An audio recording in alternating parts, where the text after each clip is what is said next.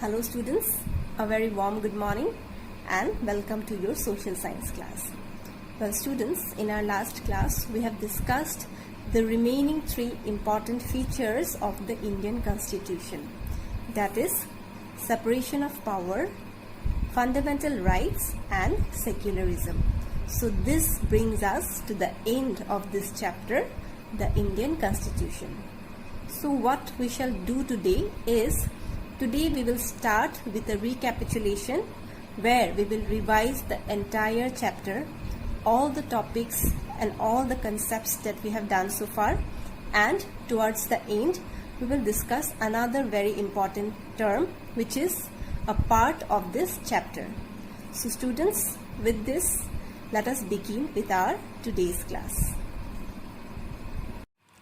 Students, let us first recall the meaning of a constitution. So a constitution is basically a set of rules or guidelines according to which a country is governed. That is, a constitution contains a set of rules or regulations that tells us how a country should be governed. So students, how this constitution was formed? So for that we discussed about the Constituent Assembly. So in the year 1949, on the demand of the Indian National Congress, the Constituent Assembly was formed. But the members of the INC, that is the Indian National Congress, they wanted an independent Constituent Assembly which will consist only of Indian members.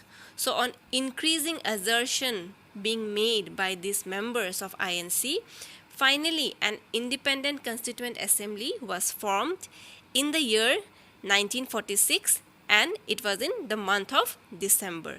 So students, on increasing demand of the INC, finally the Indians were able to have an independent Constituent Assembly of their own. So in between December 1946 and November 1949, that is around a span of 2 years, the Constituent Assembly, it prepared a draft for the making of the Indian Constitution. And who was the chairman of this drafting committee? Dr. B.R. Ambedkar. And the president of the Constituent Assembly was Dr. Rajendra Prasad. So students, finally on 26th of November 1949, our Indian Constitution was adopted, and after 2 months, that is on 26th of January 1950, our Indian Constitution was finally brought into effect. That means it came into practice. So this is how our Constitution was formed. Students, now the question is why we need a constitution. So there are three important reasons as to why we need a constitution. First, we need a constitution because it provides us with a set of rules or guidelines that determines the nature of how a country should be. Also, this set of rules and guidelines are such that all the citizens will have to agree upon. So students, this set of rules and regulations will help in the smooth functioning of a country so that all kinds of conflicts can be avoided. So students, this is the first important reason as to why we need a constitution. The second important reason as to why we need a constitution is that, students, the constitution also lays out certain important guidelines in the process of decision making. We all know that in India, the leaders, the representatives are chosen through a process of voting, right? But there is a chance that these political leaders might misuse their power. So in order to prevent this misuse of power by the political leaders, the Constitution of India has framed certain important guidelines so that everyone will have the equal rights. No one should be exploited. No one should be taken for granted. So this is the second important reason as to why we need a constitution. The third important reason why we need a constitution is because the constitution also saves us from ourselves. Yes, sometimes we might take some decisions that may affect us in the long run, or that may even affect the larger interest of the society. So in that case, the constitution prevents us from taking such decisions. So these are the three important reasons as to why we need a constitution. First, it determines the nature of the country. Second, it prevents the misuse of power by the majority or the powerful groups. Thus, it prevents the exploitation of the minorities by the majorities. Third, the constitution protects us from our own decisions that might affect the larger interest of the society. Okay, students? Also, students, while discussing the first need of the constitution, we came across an example of Nepal. We came to know that Nepal was initially a monarchy. A monarchy means where all the decisions are taken by the king. Okay, the king has all the power, or the king has all the authority to make all the major decisions in his kingdom. So Nepal was initially a monarchy, but the people there were not happy with this kind of a rule. They wanted democracy. So the people, they fought various struggles. They struggled a lot. So various people's movements took place. So students, after some time, because of these struggles, the people were able to achieve democracy. But students, unfortunately, that democracy did not last for a very long time, because King Gyanendra, by giving various excuses, by citing various reasons, he again started taking over the government. So again, from democracy, Nepal started turning into a monarchy. But the people, they started revolting again. They started doing revolts or movements again. So finally in 2007, the king had no other option but to give up on his rule, and the people were able to achieve democracy in Nepal. So on 15th of January 2007, an interim constitution was adopted in Nepal. What is interim? Interim means something which is temporary, something which is undertaken on a temporary basis, which is not permanent. So an interim constitution was adopted in Nepal, citing that from now onwards Nepal will be a democracy, because the earlier constitution of Nepal was made in accordance with the system of monarchy. But now that they have achieved democracy, their constitution should highlight the principles of a democratic country, right? So for that, they needed a new constitution. So in 15 January 2007, Nepal adopted this interim constitution that reflected the ideals of a democratic country.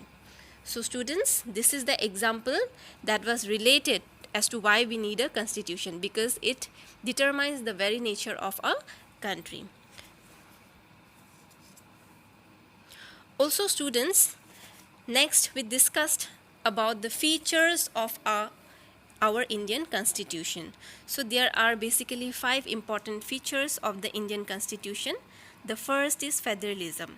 Federalism refers to the existence of different levels of government. We all know that in India there are 3 levels of government, or 3 tiers of government. The government which the highest level of government, that is the central government, the government which is there in Delhi, okay, the Council of Ministers. The second level of government is the state government, okay, the government which is divided state-wise. Suppose the Assam government, then Haryana government, Delhi government, then West Bengal government, like that. And the lowest level of government is the local level of government. In the villages we have Panchayati Raj, and in the urban areas, in the cities, we have the municipal corporation. So this is the concept of federalism, division of power among different levels of government. The next important feature of the Indian Constitution is parliamentary form of government. So parliamentary form of government basically means choosing of our representatives through the process of voting. That is known as universal adult suffrage. So universal adult suffrage emphasizes that all the adult citizens who are above the age of 18 years have the right to choose their political leaders regardless of their caste, sex or religion. That means no one should be deprived of their right to vote. The third important feature of the Indian Constitution is separation of power. So students, the Indian government has three organs, okay? The state has three organs: the legislature, the executive, and the judiciary. The legislature refers to the elected representatives, the council of ministers, the president, and they are the ones who are responsible for the framing of the laws, for the making of the laws. They are the ones who make new laws. Second organ is the executive. Executive refers to that group of people who are responsible for implementing these laws or who are responsible for practicing these laws, okay? And the third organ is the judiciary. It refers to the system of courts. The courts are there to give us justice, to protect the laws, right? So they are primarily responsible for the protection of the law. So this is the concept of separation of power, which happens to be the third important feature of the Indian Constitution. Well, students, the fourth important feature of the Indian Constitution is fundamental rights. Fundamental rights are the basic rights which are provided to the citizens of a country in order to lead a peaceful life, in order to provide them with all the opportunities so that they can enjoy their life to the maximum level possible. So students, there are 6 fundamental rights. Right to equality, which says that everyone is equal before the law. No one should be discriminated on the basis of their caste, religion, sex. Every person has the access to all the public places. Every person has the access to getting a job anywhere they want. So everyone should get equal opportunities in all respects. The second important right, fundamental right, is the right to freedom. It says that everyone should have the right to speak, to express their ideas, to move freely from one place to another, and to live in any place of the country, and to undertake any profession or occupation of their choice. The next important fundamental right is the right against exploitation, which guarantees the citizens prohibition against human trafficking, that means buying and selling of human beings for illegal activities, then forced labor and children working below the age of 14 years. The fourth important fundamental right is the right to freedom of religion, which simply means that everyone should have the right to follow the religion of his or her choice. No one should dominate others in the name of religion. The next important right is cultural and educational rights. So this is basically a right which is given to the minorities, that means the people who are less in number. It says that all the minority communities, whether they are religious minorities or linguistic minorities, that means whether they are minorities based on their religion or based on their language, they have the right to set up their own educational institutions in order to promote and preserve their culture. The last important fundamental right is right to constitutional remedies. Students, what happens if someone's right is violated?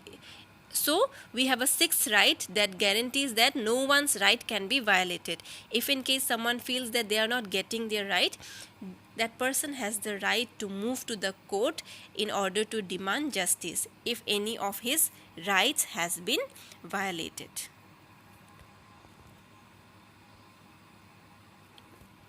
Well, students, these are the 6 fundamental rights, and fundamental rights is the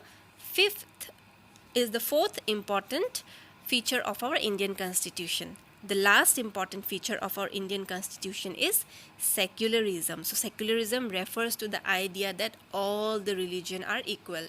No one should be discriminated on the basis of his or her religion. Everyone's religion should be respected and should be valued. And what is a secular state? A secular state is the one which reflects the ideals of secularism. This means that kind of state which does not promote any one religion as its official religion. That kind of state which values or respects all the religion is known as a secular state. So this is a brief recapitulation to what we have done in this chapter.